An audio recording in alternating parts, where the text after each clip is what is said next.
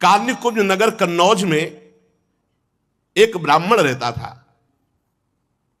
वो वैश्या के प्रसंग को देख करके बड़ा आसक्त चित्त होकर वैश्यागामी और पूरा का पूरा दूषित सदाचार नष्ट हो चुका था।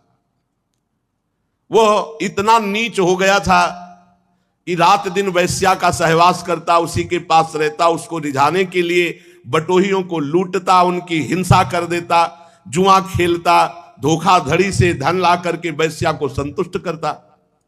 निंदनीय वृत्ति का आश्रय लेकर वो अपने कुटुंब का भरण पोषण करता और बहुत से प्राणियों की हिंसा कर चुका था, बहुत से प्राणियों को लूट चुका था, वो बहुत से प्राणियों का पाप कर्म एकत्रित कर चुका था। अब वो उसी वैश्या के साथ जो बच्चे पैदा हुए, उन्हीं के दुलार लालन पालन में समय उसका नष्ट हो गया। बहुत बड़ा आयु का लंबा भाग व्यतीत हो गया। 88 वर्ष की उसकी अवस्था अब आ गई। उसने वैश्या से 10 पुत्र उत्पन्न किए थे। सबसे छोटे का नाम नारायण रखा था। ये स्वयं नहीं रखा था। जब भगवान अहेतुकी कृपालु है, अहेतुकी कृपा करते हैं तो साधु समागम होता है। भक्तमाल जी में इनका चरित्र है। एक बार एक भगवत प्रेमी महात्माओं की साधु मंडली आई तो भ्रमण करते थे साधुजन, तो उधर कन्नौज होते हुए निकले। तो उसी नगर में पूछा, भाई कोई पवित्र ब्राह्मण हो जिसके यहां भिक्षा ले सके, कोई एकांतिक बगीचा हो। तो विनोद करने वाले, उपहास करने वाले गांव में भी लोग होते हैं। उनका बहुत सबसे ज्यादा पवित्र अजामिल ब्राह्मण है और बगीचा भी बहुत जोर का है, और था जोर का बगीचा क्योंकि वैश्या का था उपवन। संत महात्मा विश्वास ही परम धन होता है। वो विश्वास करके गए, बगीचे में ठाकुर जी के लिए जल छिड़का और आसन लगाया और आरती पूजा शुरू। और उधर अजामिल जो है 2-4 पशुओं की हिंसा करके उनको लेके आ रहा था। बगीचे में गया, देखा साधु महात्मा तो वैसा तो नहीं कि वो ये ना जानता हो कि साधु महात्मा क्या होते हैं। पशुओं को दूर फेंका जो मृग आदि मार कर लाया था, और गया साष्टांग दंडवत किया और रो पड़ा, भगवान आज पता नहीं मुझ नीच अधम का कौन सा सौभाग्य उदय हुआ कि आप भगवत प्रेमी महात्माओं का सानिध्य। प्रभु मैं तो बहुत नीच हूं, आप यहां कैसे आ गए? तो उनका गांव के लोगों ने बताया कि उत्तम ब्राह्मण है। तो बोले प्रभु देख ही रहे हो आप, हम कैसे उत्तम है। वैश्या के संग रहते हैं, हिंसादि चोरी लूटपाट से अपना पेट पालते हैं। प्रभु मेरी दुर्गति हो गई। तो उनका अब तो कोई साधन बन नहीं सकता, अब हम तुम्हारे भाग्य की रेखा देख रहे, एक पुत्र और होगा, उसका नाम नारायण रख देना।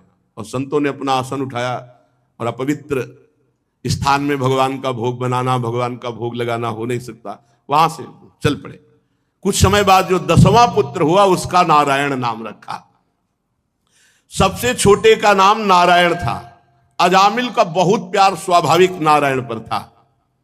अब वो अपने इस बालक पर 88 वर्ष का वृद्ध अजामिल बड़ा मोह, और मोह क्या मतलब पूरी श्रद्धा के संतों ने कहा है नारायण नाम रखना, तो इसलिए बहुत प्यार करता है। संपूर्ण हृदय अपने बच्चे को दे दिया, नारायण बच्चे को। अब वो बच्चा तोतली बाली, बाल सुलभ खेल, अजामिल आसक्त हो गया। अजामिल उसी के साथ खाता पीता, उसी के साथ समय ज्यादा व्यतीत करता। अब जिसको पता नहीं होता, असावधान व्यक्ति के ऊपर मृत्यु का प्रहार होता है। मृत्यु सिर पर आ पहुंची। मूर्ख और बूढ़ा अजामिल, मृत्यु का समय जब आया तो थोड़ी दूर पर बालक खेल रहा था, बोलने की हिम्मत थी तो एक आवाज बोली नारायण, अपने बच्चे को बुलाया। अजामिल ने देखा भयंकर यमदूत, हाथ में फांसी और टेढ़े टेढ़े भयंकर मुंह, दांत और रोए। सोच लघु शंका देख के निकल जाती, देख के ऐसे है यमदूत, ऐसे थोड़ी यमदूत है। देख के लघु शंका सोच छूट जाती है मरने वाले की। व्याकुल होकर ऊंचे स्वर से पुकारा नारायण। बलिहार, संतों की बलिहार, ये ऐसी अंतिम बात बन गई, अंतिम बात बन गई। जो ही नारायण पुकारा कि दिव्य चतुर्भुज भगवान नारायण के पार्षद 2 उपस्थित हो गए। झटपट आकर यमदूतों की फांसी काटी। अजामिल के सूक्ष्म शरीर को अभी वो खींच ही ना शुरू ही किया था, भगवान के दूतों ने, श्रीहरि दूतों ने बलपूर्वक उन्हें डांट कर और यमपास काट दी। यमदूतों ने कहा, भगवान यमराज के इस धर्म विधान का निषेध करने वाले तुम कौन हो सकते हो? भगवान धर्मराज की आज्ञा का उल्लंघन कर दे, त्रिभुवन में ऐसा कोई नहीं। कौन हो आप? किसके दूत हो? कहां से आए हो? तुम क्यों रोक रहे हो इस महापापी को नरक ले जाने से? देखने में तो तुम देवता जैसे सिद्ध श्रेष्ठ दिखाई दे रहे हो। हम देख रहे हैं कि तुम्हारे कमल के समान नेत्र हैं, तुम पीले पीले रेशमी वस्त्र धारण किए, सिर पर मुकुट, कानों में कुंडल, गले में कमल हार, सबकी नवीन अवस्था, चार चार भुजाएं, सभी के कर कमलों में धनुष, तरकस, तलवार, गदा, शंख, चक्र, कमल आदि सुशोभित। तुम लोगों की अंग कांति से दिशाओं का अंधकार दूर हो रहा है। हम धर्मराज के सेवक हैं, हमें तुम लोग क्यों रोक रहे हो? यमदूतों ने जब इस प्रकार कहा तो भगवान श्री हरि के आज्ञाकारी पार्षदों ने हंसकर मेघ के समान गंभीर वाणी में उनसे कहा, यमदूतों, यदि तुम सचमुच धर्मराज के आज्ञाकारी हो तो बताओ धर्म का लक्षण क्या है? तुम यदि धर्मराज के दूत हो तो धर्म का लक्षण क्या है? धर्म का तत्व क्या है? दंड किस प्रकार दिया जाता है? दंड का पात्र कौन है? मनुष्यों में सभी पापाचारी दंडनीय है या उनमें से कुछ? यमदूतों ने कहा, आपने पूछा धर्म का लक्षण क्या है, तो वेद जिन कर्मों का विधान करते हैं उन्हें धर्म कहते हैं, और वेद जिसे रोकते निषेध करते हैं उसे अधर्म कहते हैं। और वेद स्वयं भगवान का स्वरूप है, भगवान की श्वास प्रश्वास से वेदों का प्रादुर्भाव हुआ है। जगत के रजोगुण, सतोगुण, तमोगुण, इन तीनों से सभी प्राणी पदार्थ ओतप्रोत हैं। सभी की मनोवृत्तियां तीनों गुणों में रहती हैं, सतोगुण, रजोगुण, तमोगुण।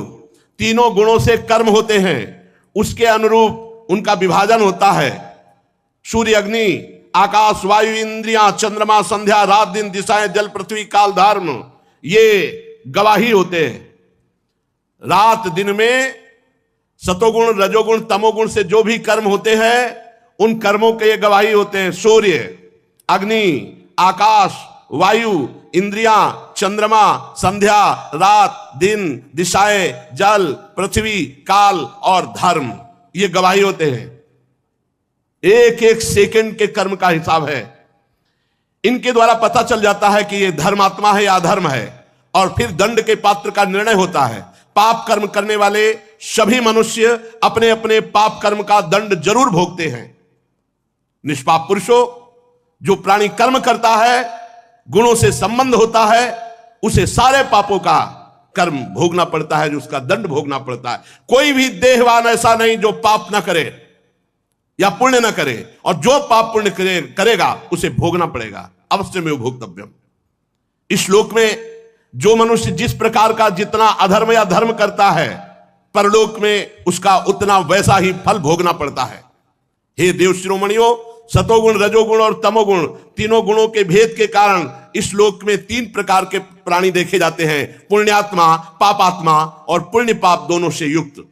उसका परिणाम होता है पुण्यात्मा सुखी, पापात्मा दुखी, और पुण्य पाप मिश्रित सुख और दुख दोनों से युक्त होता है। वर्तमान समय में किए गया आचरण भविष्य का परिणाम दिखा देता है। वर्तमान में किया गया आचरण क्या भविष्य में इसकी दुर्गति होगी कि सदगति होगी। वर्तमान में जन्म जो हुआ, पाप और पुण्य जैसे भी किए गए, तो भविष्य में उसको दंड भोगना ही पड़ता है।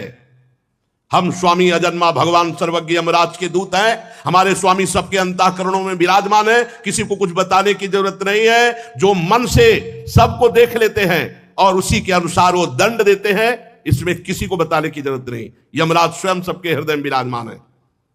जैसे सोया हुआ ज्ञानी पुरुष स्वप्न के समय प्रतीत हो रहे कल्पित शरीर को अपना वास्तविक शरीर मानता है, सोए हुए अथवा जागने वाले शरीर को भूल जाता है, वैसे ही जीव पूर्व जन्मों की याद भुलाकर इस शरीर में वर्तमान में जो भी कर्म करता है उसको दंड भोगना पड़ता है। सिद्ध पुरुषों, जीव शरीर से 5 कर्मेंद्रियों से लेना देना, चलना फिरना आदि काम करता है, और 5 ज्ञानेंद्रियों से रूप रस आदि 5 विषयों का भोग करता है। 16वें मन के साथ 17वां स्वयं मिलकर अकेले ही मन, ज्ञानेंद्री और कर्मेंद्री, इन तीनों से विषयों को भोगता है और उसे दंड भोगना पड़ता है। जीव का 16 कला और 3 गुणों वाला ये सूक्ष्म शरीर बार बार जन्म, बार बार मरण यही भोगता है। बार बार हर्ष, बार बार शोक, भय, पीड़ा, जन्म, मृत्यु ये भोगना पड़ता है। कामवश पाप करता है, काम से प्रेरित होकर, क्रोधवश पाप करता है, लोभवश पाप करता है, मोहवश पाप करता है, अहंकारवश पाप करता है, ईर्ष्यावश, इनके द्वारा पाप कर्म होता है और उसे भोगना पड़ता है। जैसे रेशम का कीड़ा अपने ही जाल में फंस करके मारा जाता है, अगर रेशम का जाल ना निकाले तो ना मारा जाए, ऐसे ही कर्म के जाल में फंस करके ये मनुष्य मरता है, ये मोह का शिकार बनता है। कोई शरीरधारी जीव एक क्षण भी कर्म किए बिना नहीं रह सकता। प्रत्येक प्राणी से स्वाभाविक माया विवश करके कर्म कराती है। जीव को पूर्व जन्मों के पाप पुण्य संस्कारों के अनुसार ये शरीर प्राप्त होता है, स्थूल शरीर, सूक्ष्म शरीर। उसी के अनुसार उसकी वासनाएं होती हैं, उसी के अनुसार उसकी क्रियाएं होती हैं और उसी के अनुसार उसको भोगना होता है। देव शिरोमणियों, आप जानते हो अजामिल बड़ा पापी वर्तमान में। पहले यह शास्त्रज्ञ था, शील सदाचार सद्गुण संपन्न था, ये ब्रह्मचर्य का पालन कर रहा था, इंद्रियों को शासन में ले रहा था, पवित्र था। इसने गुरु अग्नि अतिथि वृद्ध पुरुषों की उपासना की थी, समस्त प्राणियों का उपकार चाहता था। पर एक दिन ये अपने ब्राह्मण पिता के आदेशानुसार वन में गया और वहां से फल फूल समिधा कुछ लेकर लौट रहा था। लौटते समय देखा कि एक भ्रष्ट वैश्या किसी कामी पुरुष से निर्लज्जता पूर्वक विहार कर रहा है। वैश्या ने भी शराब पी रखी थी, वो भी मतवाली हो रही थी। पुरुष के साथ ऐसे देख करके अजामिल का मन चंचल हो गया। अब ये लाख उपाय किया अपने मन को संभालने का, लेकिन ये काम के वशीभूत हो गया। यद्यपि बहुत धैर्य और ज्ञान का प्रयोग किया, पर काम वेग से विचलित होकर मन को ना रोककर ये पूरी शक्ति से वैश्या को रिझाने में लग गया। वैश्या को निमित्त बनाकर काम पिशाच ने इस अजामिल का नाश कर दिया। अब ये शास्त्र संबंधी सारी पवित्रता और चेष्टा मर्यादा छोड़कर वैश्या को रिझाने में लग गया। वैश्या के साथ सहवास और अपने घर की सारी संपत्ति वैश्या को दे दी। ये धर्म भ्रष्ट हो गया और वैश्या के ही पास रहने लगा। अब सुंदर सुंदर वस्त्र आभूषण आदि से वैश्या को प्रसन्न करना, धीरे धीरे धीरे धीरे चोरी, हिंसा, जुआ, शराब सब आ गए दोष। स्वच्छंद चारणी कुल्टा वैश्या के अधीन होकर के इसने साफ शास्त्र विरुद्ध आचरण किए। इस पापी ने शास्त्र आज्ञा का उल्लंघन किया, स्वच्छंद पापाचरण किया, ये शास्त्र निंदित कार्य किए। ये वैश्या के मल समान शरीर और अन्न से पला, इसलिए अब हम इसे ले जाएंगे और नरक में यंत्रणा देकर इसको पवित्र करेंगे। हम इस पापी को दंड पानी भगवान यमराज के पास ले जाएंगे, वहां जाकर ये दंड भोगेगा, तब पवित्र होगा। ये सुनकर भगवान के पार्षदों ने हंस दिया और कहा, यमदूतों, बड़े आश्चर्य की बात है कि तुम धर्मराज के दूत हो और पूर्ण धर्म का तुम्हें ज्ञान नहीं। तुम एक निरपराध को अब दंड दे रहे हो। भला निरपराध को दंड कैसे दिया जा सकता है? जिस समय इसने अपने अंतिम समय अपने पुत्र के बहाने बुलाया नारायण, उसी समय इसके सारे पाप नष्ट हो गए। ये बात समझ लो, कोई भी तपस्या इतनी पवित्र नहीं कि सारे पाप नष्ट कर सके। यदि गोविंदेति चुक्रोशी कृष्णा माम दूरवासिनम ऋण में तत्प्रबद्धम में हृदयान्नापशरपति। गोविंद गोविंद चाहे जितनी दूर से गोविंद गोविंद, हरि हरि, कृष्ण कृष्ण, सब पाप नष्ट हो गए, भगवान ऋणी हो जाते हैं। साधारण धर्म का ज्ञान तुमने वर्णन किया, साधारण धर्म का ज्ञान तुम्हें नहीं। यह विश्वासघात होगा इसके साथ यदि मैं तुम्हें ले जाने दूं। यमदूतों, एक जन्म का नहीं, बस यही सब शास्त्रों की कृपा से बात आई, तभी हमारे हर प्रश्न का उत्तर नाम होता है, हर प्रश्न का उत्तर। अयम ही कृत निर्वेशो जन्म कोट्यं हंसमामपि यद व्याजहार विवशो नाम स्वस्तयनम हरे। इसने मेरे हरि का नाम जब उच्चारण किया तो इस जन्म के नहीं, करोड़ करोड़ जन्मों के पापों का प्रायश्चित हो गया। अब ये भगवान के परम पद को प्राप्त होगा, 1 रुपया नहीं लगता। तुम स्नान किए हो कि नहीं किए हो ये भी प्रश्न नहीं है। अपवित्र पवित्रो वा सर्वावस्थांगतो विवाह यह स्मरेत पुंडरीकाक्षम सवायाभ्यंतरा शुचि। हरि हरि कृष्ण कृष्ण राधा राधा राधा हो गया, सब पापों का प्रायश्चित हो गया। अयम ही कृत निर्वेशो जन्म कोट्यंग सामपि, करोड़ों जन्मों के पापों का इसने प्रायश्चित कर लिया जिस समय इसने हमारे स्वामी नारायण का नाम पुकारा। एते नैव हृगोनोश्य कृतम स्याद घनिष्कृतम यदा नारायणायेति जगाद चतुरक्षरम। जिस समय 4 अक्षर पुकारा नारायण, उसी समय ये पूर्ण निष्पाप हो गया, पूर्ण निष्पाप हो गया, समस्त पापों का प्रायश्चित कर लिया। ध्यान दो, भगवान के पार्षद बोल रहे, स्तेनः शुरापो मित्र ध्रुव ब्रह्मः गुरुतल्पगः स्त्री राज पितृ गोहंता ये च पातकिनो परे सर्वेशामप्यघवता मिदमेव सुनिष्कृतम नाम व्याहरणम विष्णुर यतस्तद्विषयामति। चोर, शराबी, मित्रद्रोही, ब्रह्मघाती, गुरुपत्नीगामी, ऐसे लोगों का संगी, स्त्री, राजा, पिता, गौहत्या, चाहे जितना बड़ा पाप हो गया हो और भगवान की शरण में आकर ये उच्चारण कर दे हरि हरि हरि कृष्ण कृष्ण कृष्ण गोविंद गोविंद गोविंद, बस सब पापों का प्रायश्चित हो गया। अहम त्वं सर्व पापेभ्यो मोक्षयिष्यामि मा शुचः। अजामिल जी ने देखा कि यमदूत अंतर ध्यान हो गए, भगवान के दिव्य 2 पार्षद पार्श्व में विराजमान है। साष्टांग चरणों में दंडवत किया और कुछ कहना चाह रहा था। मानो अजामिल ये कहना चाह रहा था कि अभी तो हमने भगवान को नहीं पुकारा, पुत्र के बहाने नारायण नाम निकल गया, तो आप भगवत पार्षद का साक्षात्कार हुआ, यम के त्रास और फांस से बच गए। अगर हमें कुछ सेकंड ही समय मिले तो मैं भाव से भगवान का नाम तो पुकार लूं। उसी समय भगवान के पार्षद अंतर्धान हो गए।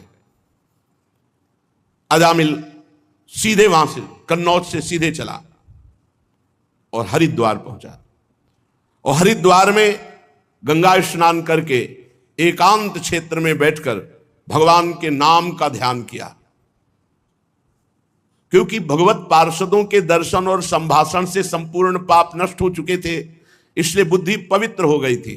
तत्काल योग मार्ग में बुद्धि स्थित हुई और नामाकार वृत्ति हो गई। नामाकार वृत्ति, बुद्धि को समस्त विषयों से पृथक करके नामाकार कर दिया, नाम में तन्मय कर दिया। जो ही नाम में बुद्धि तन्मय हुई, त्रिगुण का मल भस्म हो गया, सतोगुण रजोगुण तमोगुण नष्ट हो गया, बुद्धि त्रिगुणातीत। जो ही त्रिगुणातीत हुई उसी समय देखा कि 4 पार्षद आ गए। पहले 2 थे, अब 4 पार्षद भगवान के सामने, 2 परिचय वाले और 2 और। अजामिल साष्टांग दंडवत फिर किया। भगवान के पार्षदों ने कहा, तुम्हें परम पद की प्राप्ति हुई है, तुम नामाकार वृत्ति करना चाहते थे इसलिए तुम्हें समय दिया, चलो देखो ये भगवान का विमान आया है। वैकुंठाधिपति भगवान नारायण का विमान, हाथ पकड़ करके अजामिल को विमान पे बैठाला और भगवान के परम धाम में अजामिल जाकर विराजमान। पुत्र के बहाने नारायण पुकारा तो परम धाम परम पद मिला।